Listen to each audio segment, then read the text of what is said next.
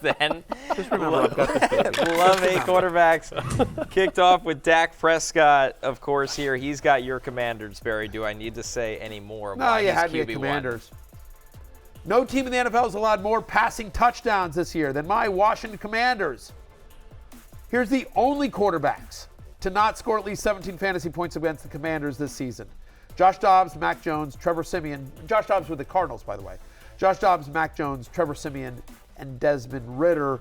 Dak went 331 and 4 touchdowns against the Commanders in Week 12, and they're a lot worse since then. They've traded away their starters. Rivera's calling the plays. Supposedly, this is a disaster waiting to happen. The Cowboys need this game to win the NFC East. They win this game, they win the NFC East. That's a point of pride for them.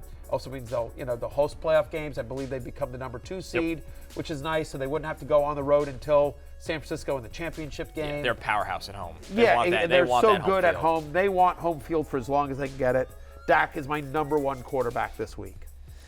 Jay, we look at Geno Smith as the next quarterback here. QB6 for Matthew. We talked about how bad Arizona's run defense has been, but it doesn't get any better when you talk about the pass defense. No, and Geno has had a strange season. It feels like it's been a letdown coming off the being comeback player of the year last season, reviving his career. I think he's still been really good at an NFL level. He's been really solid, particularly in the game against Dallas. That was the best game he's ever played, I think. And then Titans, he led them down the field. Obviously takes a tough loss last week against the Steelers, but now Cardinals, really favorable matchup. I mean, the Cardinals, they showed their hand with what they think of their own defense when they tried an onside kick because they knew that they weren't going to stop Philly, so let's just get the ball back and score ourselves like it's a Pac-12 game or something. But I think that Geno, he should be able to do whatever he wants. In a game that Seattle, they need to win. They can still make the playoffs, so they'll be going all out for this one. Over the last month, only one team in the NFL allows more fantasy points to opposing quarterbacks than the Arizona Cardinals. So Geno Smith is my QB6 this week, no question. 2 others receiving votes. C.J. Stroud against the Colts. He's got a ton to play for. Obviously, that really helps his case this week, besides the fact that he's good. And then a deeper cut here, Matthew. Tyrod Taylor against the Eagles. The old guy's still running a little bit. At least 20 rushing yards in 4 of his and all 4 of his starts. All 4 of his starts, Tyrod Taylor has at least 20 rushing yards. No team in the NFL gives up more fantasy points to quarterbacks than the Philadelphia Eagles. Obviously, game script should work in Tyrod Taylor's favor as well. They should be throwing a decent amount. He's my QB 14 this week. And then C.J. Stroud, look, during that stretch, over the last 4 weeks, Colts allowing the 5th highest completion percentage in the NFL. They've given at least 20 fantasy points to Jake Browning and Aiden O'Connell over the last month as well. To your point, not only is C.J. Stroud playing for a playoff spot, but he's also, and I think this is much lower on his list, but it's worth noting, I think he, somewhere in the back of his mind, if he balls out in this game, he's offensive rookie of the year. Yeah. It's done. Yeah. The only way Puka Nacua wins this award is if C.J. Stroud falters, and obviously he would love to come in and lead the Texans to the playoffs. If they beat the Colts, I believe they're in, right? Yes, they're in, no matter what. And then the following day, if the Titans beat, looks like it might be C.J. Beathard, then the Texans would win the division.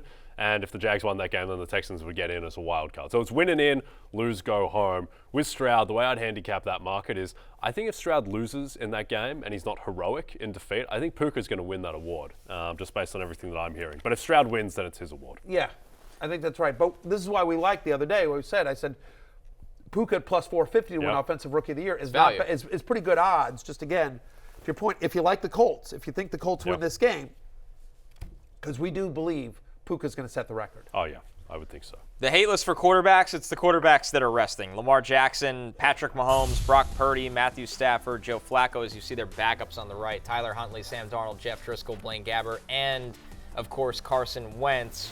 Jeff Driscoll filling in for Joe Flacco, who was nice enough this week to remind us just how old he is. Take a listen.